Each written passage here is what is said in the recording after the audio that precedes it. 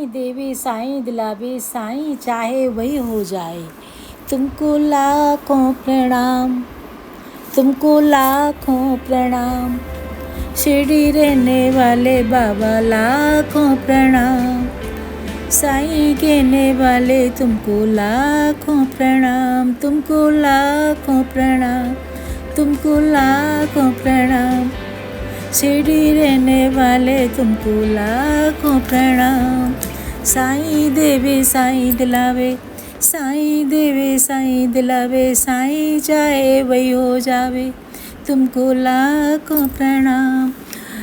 ओम साईं नाथाय नमः। दोस्तों, तो साईं चरित्र का 79 पाठ है, साईं देवी साईं दिलावे साईं चाहे वही हो जाए। उसकी मैं कथा सुनाने जा रही हूँ कि बाबा ने क्या लिखा है। बाबू के पिताजी रघुनाथ राय बम्बई के कचहरी में नौकरी करते थे।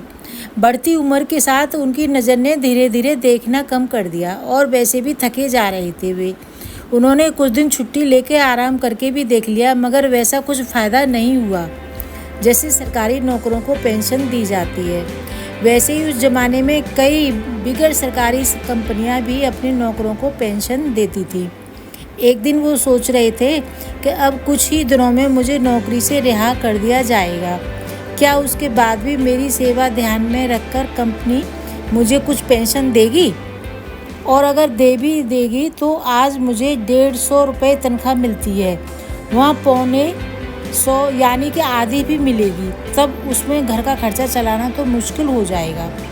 खैर, बाबा जो चाहेंगे वैसा ही होगा, वैसा ही हो जाने दो।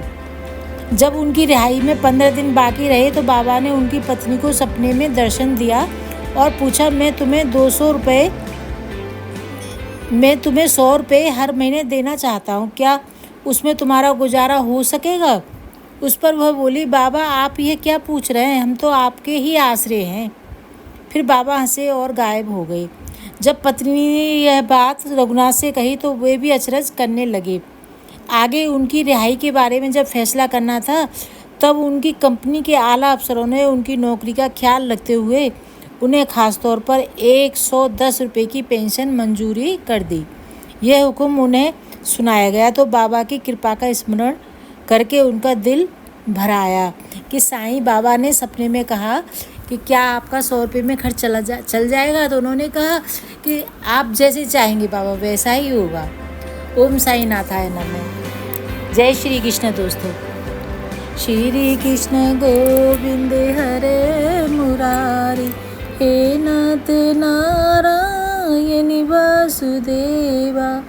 श्री कृष्ण गोविंद हरे मुरारी, हे नाथ नारायण वासुदेवा।